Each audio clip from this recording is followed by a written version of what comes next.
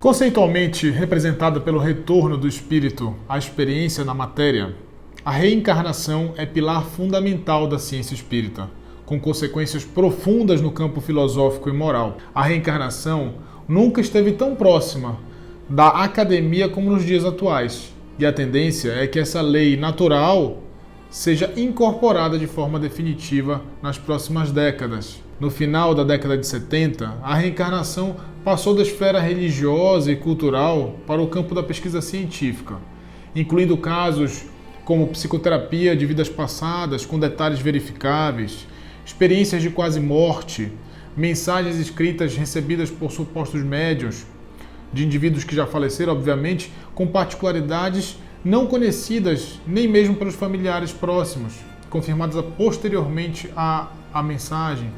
Lembranças espontâneas de vidas passadas em crianças, profundamente estudado. Xenoglossia, que é o conhecimento de um idioma não aprendido na vida presente. Estudos de marcas congênitas associadas a lembranças traumáticas de vidas anteriores. Todos aspectos importantes que vão dando chancela à interpretação da reencarnação pela ciência. O professor Emandranath Banerjee foi um dos pioneiros na investigação científica da reencarnação, levantando mais de 1000 casos sugestivos de reencarnação. Escreveu ele na década de 60 um livro Memória Extracerebral, no qual relata as memórias de vidas passadas descobertas em seu estudo. Um pouco mais recente, Ian Stevenson estudou ao longo de 30 anos milhares de relatos espontâneos de crianças referentes às suas últimas reencarnações, documentando centenas de fatos relevantes e de impossível acesso prévio pela criança, escrevendo a partir dessa longa pesquisa diversos artigos e livros. O mais famoso dele foi o 20 casos de reencarnação. Dr. Stevenson ainda organizou numeroso arquivo, ligando marcas e defeitos de nascença a lembranças de eventos traumáticos em encarnações prévias. Presente no livro Reencarnação e Biologia, mostrando assim uma possível explicação para cerca de 70% dos casos que a ciência médica não apresenta explicação plausível. Casos, por exemplo, que não existem correlações com alterações genéticas ou ingestão de substâncias teratogênicas pelas mães durante o período gestacional, que pudessem justificar as marcas nas crianças. Um caso muito interessante foi estudado pelo Dr. Elendur Haraldsson, professor da Universidade da Islândia. Trata-se da menina Purnima Ikanawaki. A investigação ocorreu entre os anos de 96 e 99, com múltiplas entrevistas em visitas ao país de origem da criança, o Sri Lanka. Purnima vivia numa pequena cidade chamada Bakamuna e, segundo seus pais, falava de sua suposta vida anterior desde os 3 anos de idade, relatando sobre um acidente fatal com um veículo de grande porte, que em seguida ao acidente ela teria flutuado no ar em uma semi-escuridão por alguns dias, via pessoas chorando em seu luto e seu corpo no funeral. Purnima falava que sua família anterior fazia incenso, um tipo específico de incenso. Aos 4 anos, a criança assistindo um programa de televisão sobre o templo Kelaniya, mais de 300 quilômetros da sua cidade natal, afirma que conhecia o templo e que tinha vivido do outro lado do rio Kelaniya. Relatou detalhes específicos sobre sua vida nessa ocasião no local, como sendo ela um produtor de incenso, dando detalhes da produção e do produto que eles faziam, que tinha 2 esposas, citando seus nomes, bem como seu pai, sua mãe, irmãos, escola onde estudou, amigos.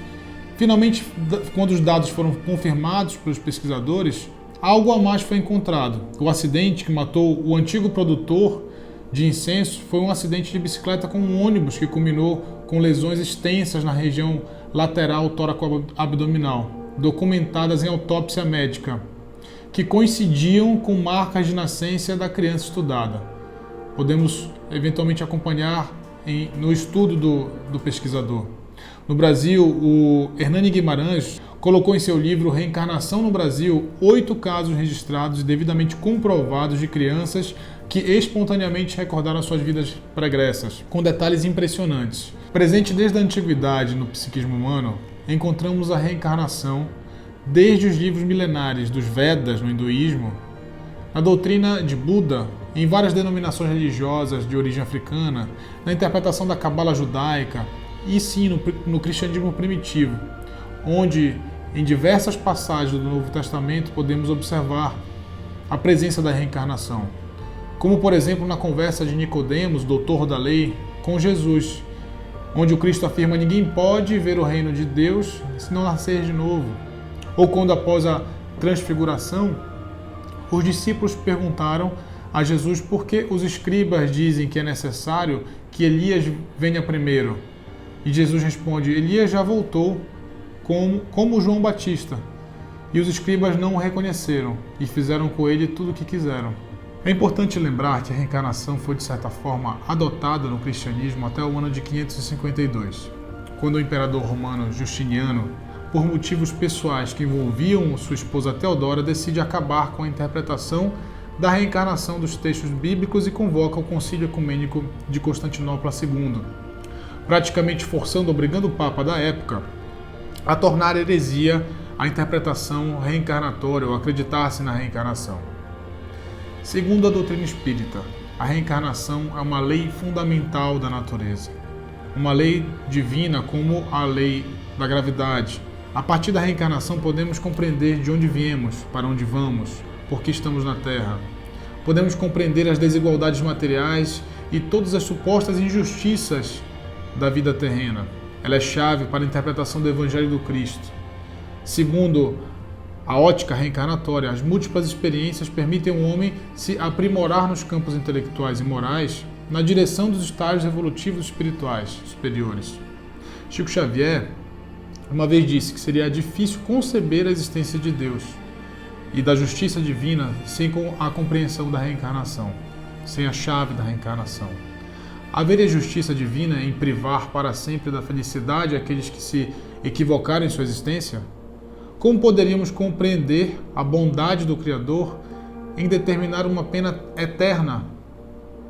Imaginemos uma mãe que, após uma existência alinhada com princípios morais e éticos, dedicada à família, à sociedade, seria separada eternamente de seu filho na concepção céu e inferno, porque o mesmo perdeu em sua existência terrena, se perdeu e enveredou pelos caminhos do crime, por exemplo. Ou então, onde estaria a bondade e equidade de Deus em uma sorte fixada após uma existência com inúmeras dificuldades ou de curta duração? Lembramos das crianças acometidas por doenças agressivas e incuráveis. Estariam alguns assim escolhidos para tão grave sofrimento em sua única existência, sem tempo nem mesmo de fazer o bem ou fazer o mal ou evoluir intelectualmente, por exemplo? Como compreender que uns nascem na absoluta pobreza, com dificuldade até mesmo de conseguir seu alimento, de se manter em pé, enquanto outros nascem em berços de ouro, tendo tudo do supérfluo? Existe forma de conceber justiça nesses casos, se não pelo mecanismo reencarnatório? Reencarnação é fundamentalmente a base para a explicação das dificuldades humanas, nos dando a compreensão de resgate dos erros em novas experiências e a consoladora esperança para os que se equivocaram. A frase nascer, morrer, renascer ainda, progredir sempre, tal é a lei, resume o significado da reencarnação para o Espiritismo. Ninguém, nenhum ser humano estará isento do processo de educação. A reencarnação é mecanismo natural no nível de evolução em que se encontra a humanidade terrestre. Não há privilégios nem privilegiados. O aprendizado se dá através de experiências vivenciadas na Terra e na vida espiritual, com o intuito fundamental de aprendermos a nos amar. Um forte abraço, muita paz.